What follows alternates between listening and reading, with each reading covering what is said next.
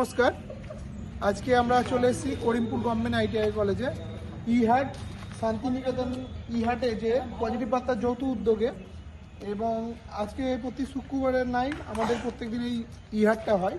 তো আজকে আমরা দেখে নেব এইখানে এমন এরা তৈরি করেছে মুড়ি, ঝালমুড়ি, পাশাপাশি এখানে নাস্তারি কিছু আইটেম, পাশে লাড্ডু আইটেম এবং গ্রোসারির কিছু আইটেম রেখেছে এখানে। পাশাপাশি কসমেটিক্স, কসমেটিক্স নয়, এটা ইমিটেশনের কিছু জিনিস, পাশাপাশি এইখানে কসমেটিক্সের কিছু জিনিস এবং বাড়িতে সাজানোর কিছু আইটেম। তো এইখানে আমি একজনকে পেয়ে গেছি, ক্রেতা বন্ধুকে।